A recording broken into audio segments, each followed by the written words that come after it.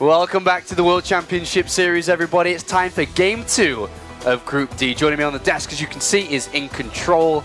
And of course, Todd. I love having you guys on the desk. You are the best of what we have to offer here on the desk. Yeah, I agree. I think no doubt. I think, to be honest, I've been doing an amazing job. I think you have. Yeah. I don't know if people at home think that, but I do. I mean, that's really all that matters. On the desk, yeah, not so much in predictions, though. Prediction. We I just believe caught I'm up to Roddy. tied with a couple of other people. Roddy! I think it's Todd. Todd and Roddy! Todd, yeah. Yeah, I was always going to be bad, so I don't care. But it's Roddy we should tease. We'll show you guys we at tease home Roddy, believe me. where they are exactly in a little bit. Not now, but we'll check in with that a little bit later. But I'll tell you, we did check in with it just personally just now. And at the bottom is Jeff, Todd, and Roddy tied. And What at a the place top, to be. What a great bottom. To be at the Rotterdam, bottom. Todd, and me? That's a Protoss. That's a party. Three That's a Protoss great party party. at the bottom, but at the top we got the one Terran brother. It's Nathanius who Yeah, leads in well, predictions so far here at top the heavy World in life, Championship Series. Is top heavy in everything. Let's check in with the bracket as we are now going to the bottom half of the bracket. Is match number 2. It is 4GG versus Aigers. Korea versus Australia in a Terran versus Terran, which leads to a position to play against Lilbo in the winners match, which is just around the corner. Of course, we will play that shortly. This is a great match between the two. TBT, one of our rare mirror matchups so far. We've been kind of, I don't know, lucky if you want to call it that to avoid that, but an interesting match as well. 4GG, a historic StarCraft 2 player, and one of the big WCS guys, lived in Europe for a long time. He's of course Korean, but he's almost been absorbed outside of that. And then Iagaz. Iagaz is an Australian player. I'm told, by the way, I say his name wrong. Let's just get that over with. The Gaz. I'm going to call him Gaz from now on. Anyways, Gaz. he's got a really strong TBT, and he's a fun player, by the way. We've had some awesome answers from him for interviews in the past. He's a spunky little exotic guy, and I'm excited to see him play. Yeah, it's going to be a great Terran versus Terran series, but to open up, let's have a look at 4GG. My name is Jisoo Park. I'm living in Germany. I play Terran. I have been pro gamer for around 8 years.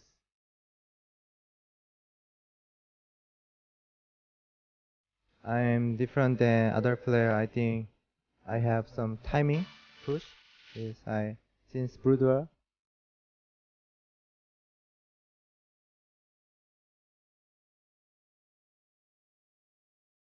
When I was young, I want to be like Nada because I like his style. Make many units, crush your opponent, and now very similar.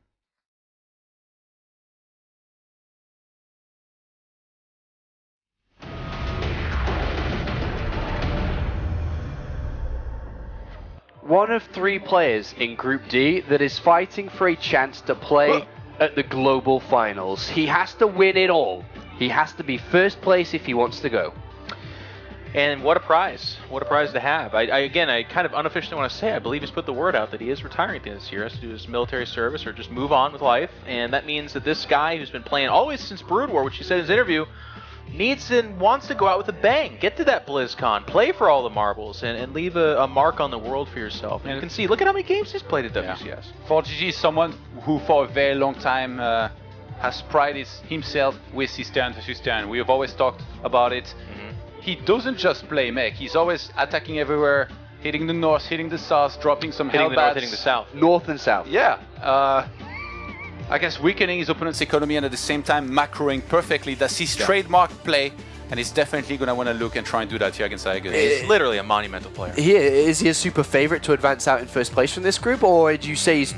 Oh, where do you spot? I would say it's contested. I really do think that while Lilbo's not necessarily known for his PvT, I think we've actually already seen 4GG trip up in Season 2. Again, I kind of go back to that a lot. Yeah. But Showtime. No, it was Gung Fu Bandit. Gung Fu Bandit tripped him up and actually almost And then got Bunny him out of there. punched him in the head to knock him out. And then the same season, that actually Lilbo beat Bunny behind this.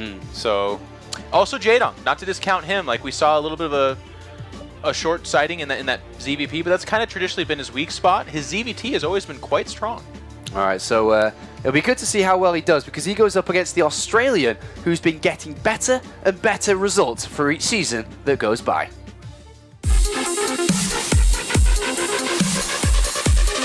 When I was a kid, I had no idea what I wanted to do, and I just sort of gravitated towards pro gaming.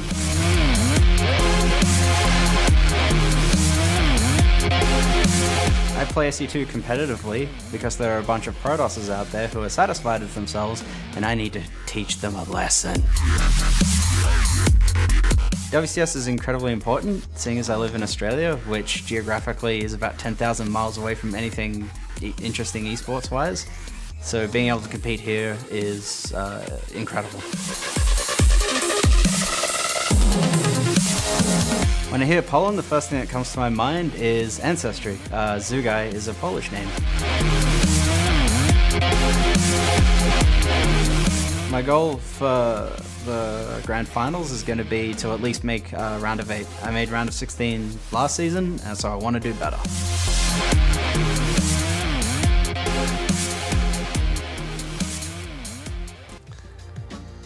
Ethan Zugai, flip his name around and you get Iagers, joins us here today. And he's a character, and he's a really, really lovable person who's been making so many fans over the last couple of months. He's always very modest in his interviews. Actually, it's very interesting. Every time he's like, I didn't expect to beat anybody, but I toppled my group somehow. Like, it's always really weird. Actually, so I went backstage to try and ask him how he was feeling this time. He's like, man, I'm so... Well, actually, he was like, I'm in trouble. And he didn't seem to be very confident against anybody here in this group. I mean, this is look at his group. He's in a group with Jaedong, 4GG, and Lilbo. It is a very tough group, but I actually happen to think he's got what it takes to make some dent here.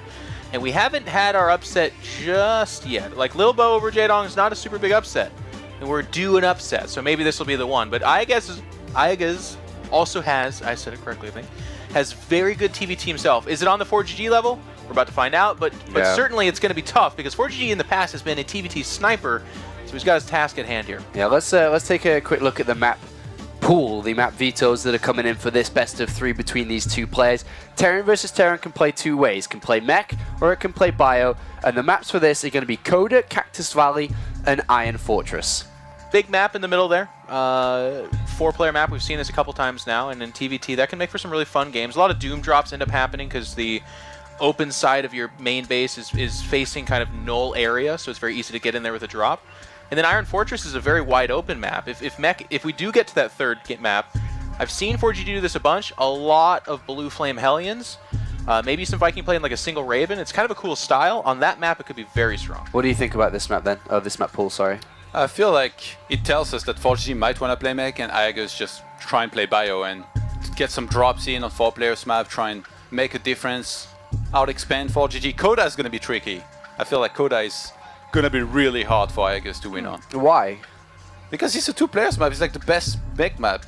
If you were to pick one map where you want to play mech on and kind of sit back and have a good time, drop some Hellbats, hit the north, hit the south, hit the north and hit the south. He's got it. If he doesn't hit the north and hit the south, he might not win this game. game Where are you going? all. East and west? Not interesting. Not in StarCraft, you don't. No, you don't. This is definitely a difficult series for Iagers, but he definitely has the potential to do it. We'll be checking in with the predictions in a couple of seconds to see where our commentators think this is going. So this is going to be an interesting one. As already mentioned, these two guys on the left-hand side are the bottom of the barrel so far. So let's see where you decided to go this time. We're like snakes. We're ready to strike, though, from the shadows, like a stalker. So, In Control has chosen Iagers, and Todd has chosen 4GG, so we got a difference between the two of you. One of you is going to be rock bottom. Oh, you mean In Control has picked Iagers, and everybody else has picked 4GG? Yeah, I do believe that to be the case. My mom raised me to be a person that thinks outside of the box. Yeah. And, I think a lot of you think inside the box sometimes. Well, thinking outside the box, mate, has landed you 4 correct answers out of more. Whoa! Which is, again, like I said... I've got 1 or 2 more than you. Striking position. The sample is not big enough to Do make you deductions. think that you're going to turn this around over the next few days? Oh, it's already starting. Yeah. I mean, to give you With an this idea, I pierced through my fandom for Jaedong and picked Lilbo, You did. who's French. You did. Because if you stuck to your fanboyism inside, you would have been deeper Ronald Reagan ever is before. rolling in his grave at the idea of this. But it happened, and I knew it. It's because I saw the choice. Keep in mind, by the way, Rotterdam is on a 1-6, I think, Today, slide. he's on a He's big 1 slide. of 7, so it's... He's kind of like at the casino. He starts out well and then... Yeah. Woo! Yeah. That's Ronnie right now. Well, let's see how well this series is going to shape up, because for the casters for this one, it is the #1 and #2 Twitch streamers for StarCraft. That's right. And we are ready to get into some Terran versus Terran action. I think it goes without saying I've been a 4GG fanboy forever, Roddy, but I would not mind seeing the Gimli Terran go ham. I used to be quite a fan of 4GG as well until he decided to make his way over to the North American ladder and beat me 9 times in a row, Nate. Like, that kind of rustled my jimmies a tiny bit. I just stopped playing the first time he beat me. It's like, nope, this isn't going to happen. But at the same time, Nate, like, all jokes aside, that worries me a little bit. Sometimes I worry about the practice that 4GG is getting. He's streaming a lot, and whenever I see that he's streaming, he's often playing on the North American ladder. I think it's safe to say it's the weakest ladder compared to Europe and Korea. He plays a little bit on Korea, but I'm just kind of worried that he's not really getting that dedicated practice in there that you kind of need as a professional player to compete on a stage like this. That aside, I still think he's a pretty damn big favorite over here in this TVT series, because the last time I saw 4GG at an offline event was the Intel Extreme Masters at Gamescom, and he almost took out Innovation, so... Yeah, if there's one thing he's good at, it's TVT, and that's the weird part about him, is he is the easiest player to study, period, but he still manages to, you know, put up a good fight here and there. His big result, of course, coming in DreamHack last year. But let's see who's going to take this series as we are loaded into Coda. And in the bottom right position of the map, we have our blue Terran player representing Team Millennium. He is 4GG.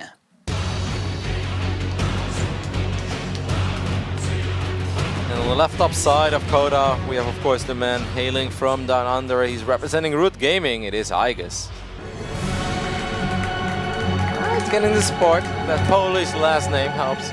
Yeah, he's, you know, he brought out the shirt we had in the round of 32 and he came to play. Of course. And you don't disappoint Carmen. And the thing is, even if 4GG is supposed to be really good at TVT, Aigis has already managed to push through what you could argue would be the most stressful group he could have maybe ever played in. That was having 2 series against Haas. Yes. He's probably still recovering from that one mentally. Every now and then he wakes up in the middle of the night all sweating. He's like, oh, where are the proxy stargates? Cold sweat, you open your window, you look outside to make sure there's no pylon in the trees outside. Exactly, those things haunt you, Nate. But this is an incredibly tough group, of course, with Jaedong, with Lil Bao, who can be a little bit cheesy as well in PvT, but that's nothing to worry about for Aigis right now. He has to focus on this series, and he's going up against someone that is known to be a TvT expert for the longest amount of time. Yep. Terran versus Terran over the course of the last year, you know, there was that period where the majority of games actually ended within 10 minutes. The players just had such sharp build orders that you could get an advantage that fast to just win. But nowadays it's more like, okay, we're going to open aggressively still, but it's going to be a little bit more focused around the mid-game play again. You know, those 2 base drops. We do see some more of the longer TVTs creeping out there, and I'm expecting to see 4GG do what he does best, you know. Yeah, it's Reaper, funny. Hellion, Viking, standard mech. It's absolutely funny that you remember that period. I kind of forgot about it, but I have nightmares about TVT it, has actually. always been you know, one of the most popular mirror matchups out there. But there was a solid 4 or 5 months last year where almost every single game we casted just ended between 9 and 11 minutes. Oh, it was Both brutal. players, they just ignored each other's medevac in the middle of the map. I'm gonna do economic damage to you, and you're gonna do it to me. We'll see who does it better. And then one person ends up losing 3 SCVs, and the other guy lost 15, and that's pretty much the end. But we kind of moved past that, you know, it's kind of a universal gentleman's agreement among all Terrans, and people just got better and better in dealing with it, cut a couple corners here and there. And I think it's safe to say right now the matchup is in an interesting place because of everything the boys just said at the desk as well. There is some mech, there is some bio, it's kind of personal preference. Yeah, TVT has always been a matchup of, you know, choice as far as you can pretty much open any way you want and move into, you know, either bio or mech very freely. And it makes the momentum that you get from the early game the most important part because you still want to do a bit of damage to slow them down.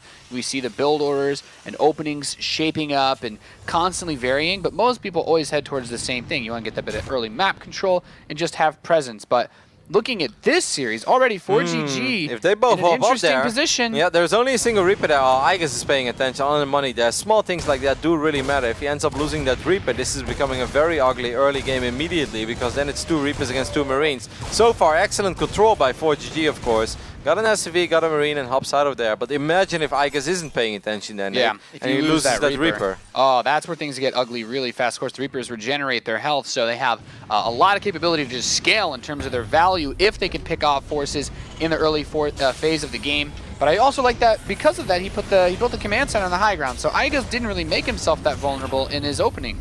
There is a supply depot there, but the Reapers will sneak through. Now Terran players finally know how annoying Reapers can truly be, Nate. Yeah. You think you have SimCity, but you don't. Yeah, well, I mean, just, they used to give me nightmares thinking about Legacy of the Void Reapers, man. Trying to catch those with workers is a real nightmare. Rocket jumps, it's a real thing. Yeah. So for Terran versus Terran, I'm kind of liking this. Igus actually opening up with Hellions. I personally like the Hellion Viking openers a lot. Just gives you a lot of mobility. And the fast medevac as well is going to be his way to get aggressive. And 4GG, looks like he might actually go into, it could be Banshee or Raven. Both pretty suitable options. He's got more money for a Raven, but he'll actually just go straight into Banshee. Cloak Banshee even. Might still follow up with the Raven, or maybe a Viking into a Raven, just to keep track of a medevac or a potential Banshee by Igus, but that's most likely not going to happen. This is the first time that Igus hops into the main base. He's going to get a single SCV there. That's very nice. And above all, he saw the starport, he saw the tech lab rotating as well. And that's a massive scout. Look at this Reaper doing work, Nate. Yeah, I really like this for Igus because he can throw up this engineering bay that he has building, get 2 turrets and a Viking to follow up his medevac as soon as he can afford it, and then still put pressure on. And you actually want to wait for 4GG's Banshee to leave his base, and then he has almost nothing that can actually defend inside of his main. Igus has floated this command center to the low ground though, so he does have to worry about 2 locations in the near future. This Banshee is gonna stay at home for now. 4GG wasn't born last night, Nate. He knows what these builds are capable of as well. Did he just miss all those Hellions? Yeah, oh, it's a fake out as well. I think that medevac is empty, correct? No, he's got 6 Marines inside of it. He has the Viking on the way back home too, so these Marines are going to trade out. Of course, the SCVs will need to be pulled since that medevac healing will do a lot, but Hellions are going to run by into the natural at the same time, getting a couple of SCV kills to start things off. Man, this is very solid, I think, by Igus. A couple of those Marines are still alive as well in the main base.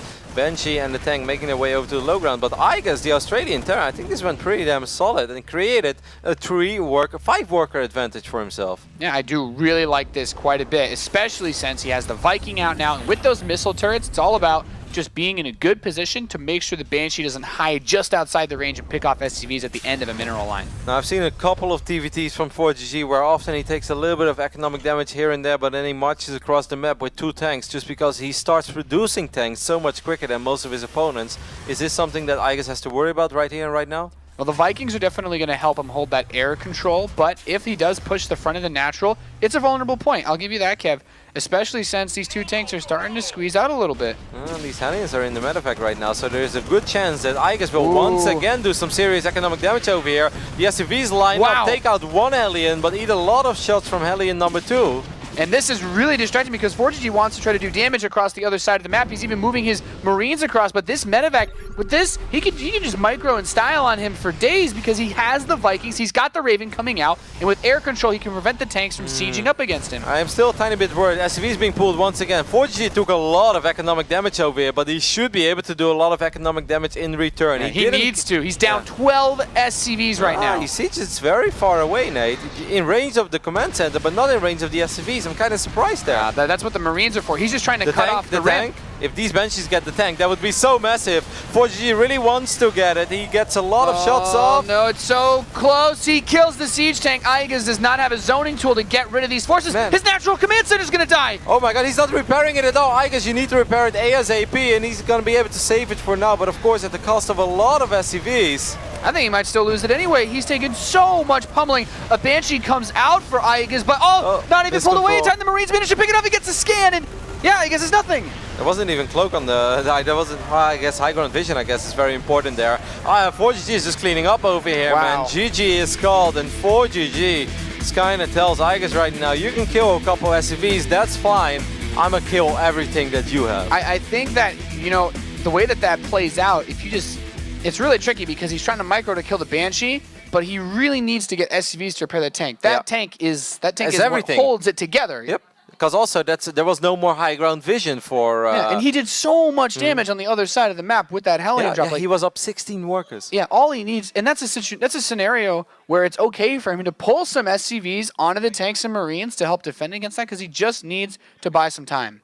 Very explosive game number 1 over here. We were reminiscing a little bit about the old explosive days of TVT, where games are sometimes very short. And game number 1 was very short, but game number 2 is going to be played on Cactus Valley. That's a much bigger map, and that one will be coming up after this very short commercial break.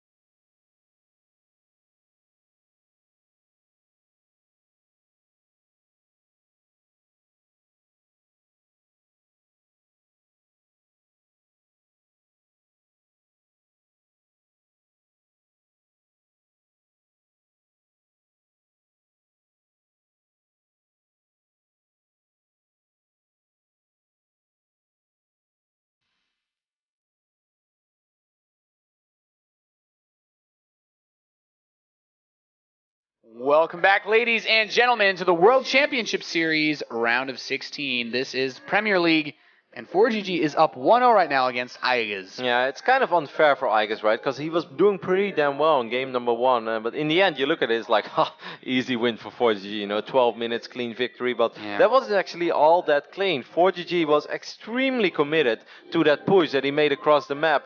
It's very weird to call it an all-in, but he pretty much had to do crucial damage. Otherwise, he would be so far behind that it would be an almost impossible task for him to crawl his way back into that map. But in the end, it worked out in standard 4GG fashion. What I see him do so often in his matchup, Nate, just march across the map, contain, and win. Decision making from this guy is one of the reasons why he is one of the top TVT players, period. In the bottom right, playing for Team Millennium, he's up 1-0. He's 4GG. Of course, looking to avenge himself more than anything after the disappointing run that he had in Season 2. Aigaz didn't really have a disappointing run in Season 2, but he wants to go further. I already said it. It is Aigaz. Very good at that name. It's all good, Cap. He said it in one of the interviews, that's kind of what I meant, where he said, you know, I've been in the round of 16 a couple of times now already. Made it once this season, made it once in the previous season when it was just WCS America, or even 2 times. He's like, you know, it's great, it's awesome, and obviously I'm proud of where I'm going, but I want to go further. I want to take that next step, you know, maybe even join Petraeus in the round of 8. He wants to cross that threshold and reach the next level. As we've had, you know, some pretty interesting results so far in the round of 16 here at the Season 3, you know, quote-unquote finals, I guess. We're kind of getting there. Yeah, absolutely. One thing that I didn't really think was too big of a deal, especially as we also get closer to the cinematic reveal for Legacy of the Void. Only 91 hours left. Only 91 hours left. But I just wonder what's going to kill the Ultralisk this time. Yeah, I would like to see a Viking get graviton beamed now. There needs to be landed Vikings in every cinematic. What I would love to see is just like an army of Zerg running towards Protoss and one Zealot standing in the middle. He's like, ah! And then he shoots off his side blades and he cuts everything in half. Yeah, or one Zealot getting attacked by one Zergling and then screaming, I cannot hold. I can get behind that as well. That would be kind of cool. And then like a bunch of Dark Templars show up that you can't see in the cinematic but will kill that Zergling. Actually, the entire cinematic is just a bunch of Zerg units sitting there and then they all just die. It's like, there you guys go, the ultimate Protoss army.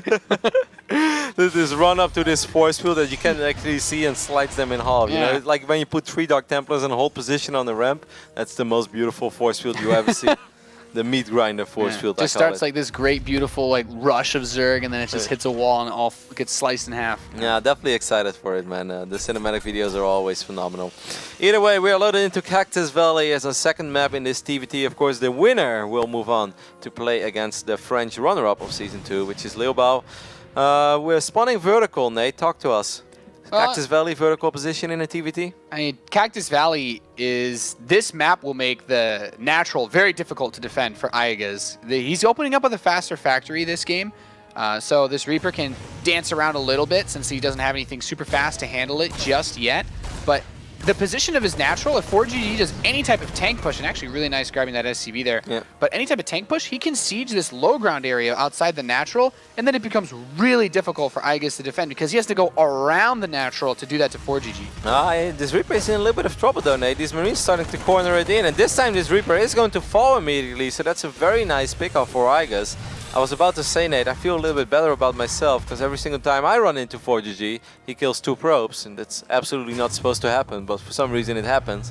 And now I see him in WCS, and he's still killing a couple of workers, but this time he did end up losing that Reaper immediately, so that was very good Marine positioning by Aigas. That's very nice. It's small things like that that just give you some momentum, you know, because you know it's very hard to kill a Reaper with Marines. When you do it, it's like nice, you know, solid.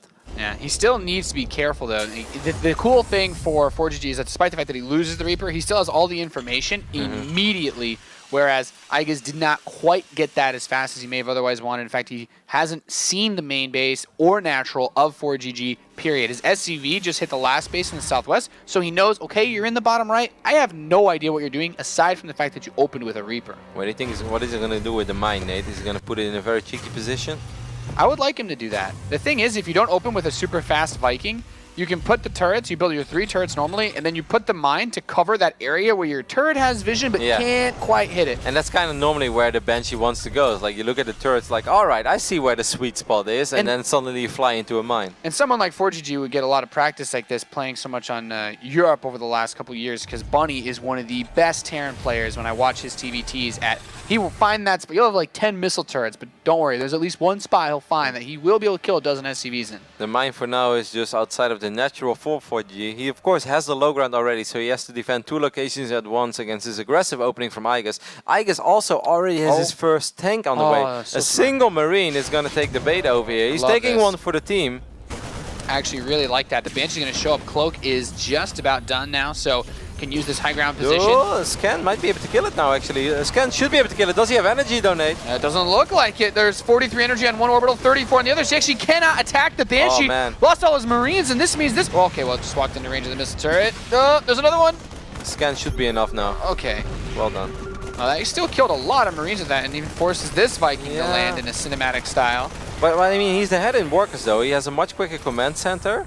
I kind of feel that this was very okay for 4GG because I feel that Aigas had to do more with his opening than he actually got done. We can look at this in the context of the last game where 4GG was in a similar spot with less workers, but the faster tanks allowed him to make that push. I still don't think it's going to be easy in this scenario, but he has the option to do a 2-base pressure the same way 4GG did. Yeah, Aigas lost all of his Marines as well, though, and I think that's a little bit of a problem. Like, tanks are good, but if tanks are completely naked, then they are not that good anymore. Yeah, I'll also give you that. It's a very dangerous position to be in, especially because he gets that natural so much later and really can't afford to take any more shots with his missile turrets. He's eating quite a few shots here and there. I think a single scan right now should be enough for this one Viking to pick up this Banshee as well. And if Aigas still had any ambitions to make a push like that, I think after losing 2 Banshees, it's very unlikely. Yeah, I mean, he's getting something for his money, for his investment into this initial Banshee. If the Viking follows it, should die. Cloak will run out really soon. Yep. That's actually very smart there by 4G not to scan anymore because he probably felt like, hey, I think you're going to run out of energy real soon anyway. Yeah, usually it's if the Banshee goes straight to your base. Cloak, by the way, there's no missile turret over here for Aigas, while Cloak has just finished up for 4GG. There is a Raven more than halfway done, as Funk is pointing us out. Does he even have an eBay, Nate? He actually doesn't have any Marines now. He was building add-ons with all of them. If 4GG would know what we would know right now, then he could just... Oh my god, Aigas is in so much trouble, Nate. He didn't expect this Banshee follow-up from 4GG at all. Yeah, he was so distracted trying to do damage with his own, and now he has this Raven, but just go outside the range of the auto turret. There's no Marines to actually defend. There's no Viking on the map. 4G might actually just kill him with a Banshee. Yep, that single Banshee is going to be a commander, I'm telling you right now, Nate. Might actually be a commander already. Reach for the stars, Roddy. Oh, yeah. This Banshee had big dreams, and she made them come true. She did not let her dreams be dreams. Or memes. Neither or. And now the rest of these Marines are going to die. These tanks are helpless. They cannot climb on top of each other. Oh my god, second Banshee shows up as well, so even that first Viking that will eventually take care of one Banshee. Look at the amount of damage that has been done already. 18 SCVs and a siege tank. Another tank is starting to run quite low on HP. It won't die, but the amount of economic damage that 4GG just did is absolutely ridiculous. 22 workers versus 43, and 4GG has a tank lead now because he was able to pick off a few of them. And with the air superiority, it could become really complicated. That Raven doesn't have much energy for Aigaz. No point defense drone. Was Aigaz a little bit too tunnel visioned on his own aggression and the tanks that were running around in the map that he completely forgot about a potential Banshee follow-up from 4GG? Yeah, he did fly his Banshee by that starport with the tech lab on it, researching it. So I'm going to go with what you were saying. He definitely tunnel visioned a bit on it. It's not like it's supposed to be undoable, but his follow-up was just a little slow. He got supply block last game. This was the same reason why he didn't have a Viking to deal with the Banshee then. And now he just has less forces. He's not even defensively sieged up. And 4GG might just kill him right now. Yep, one tank falls immediately. The Marines fall as well. And 4GG advances in very convincing fashion to the winner bracket match. And that went so much better for him than in Season 2, Nate. I mean, 4GG just bopped him, man. He didn't do anything particularly crazy. Yeah, absolutely. A performance of a lifetime there for 4GG. Comes in and just 2-0s instantly. Very, very well played there. Yeah, I thought game number 1 had a little bit of parity there. I think Aigaz had some opportunities and some chances and ended up kind of getting away from him. But game number 2 was pretty straightforward. Like the Banshee from Aigaz was doing okay, but then he just wasn't prepared at all, as the guys pointed out, for the counter Banshees. This is kind of what we expected, though, I feel. Like, unless you somehow expected the upsets to continue somehow, but there can be an upset in every single series. Sorry, Jeff, for your prediction. So not too surprised, personally, to see 4GG kind of, deliver in TVT, because that's what he does. Yeah, in a series like that, though, surely Aigaz is going to be disappointed, absolutely, right? I mean, of course, but I think it's a little bit easier for him to accept this match, where it's like, okay, it's 4GG, it's TVT, he's a monster in this matchup, and while Aigaz has very good TVT, I think he kind of brings home the bacon in the other matchups a little bit more. Well, he's going to need to. He's going to have to play against Jaedong in tomorrow's game. That leads us to the bracket now, where we have a winners match determined, which is just around the corner. It is the two Millennium players going head-to-head. Lilbo takes on 4GG for a position to play at the playoffs this coming weekend. It's a fantastic matchup we have, Todd. Yeah, big match here for both players. Remember, but that these are two players that need WCS points quite badly. So, I mean, even whoever, I guess, loses, he's still going to have a chance, even though there's still going to be that chance to advance here from the group stage. It's very important to come out here, I think, in second place to hopefully made a second place finisher rather than a first place finisher, because this should be easier. I mean, this I think we've seen some fantastic games today, but this promises to be a pretty good one as well. Yeah, it's going to be a PVT, and I want to say this is our first PVT. Yeah, I think it is today. Entire round, so it's going to be a little bit fun that way. 4GG plays very aggressive, and of course, Lilbo, one of the stars of the non-Korean scene right now. He needs to do it in this matchup. We know that he's struggled in PvP. He gets it done in PvZ. Can he do it in PvT? Yeah, it's going to be a great game, and that's just around the corner. We're going to take a very, very quick break, and when we return, which player is going through in first place from Group D?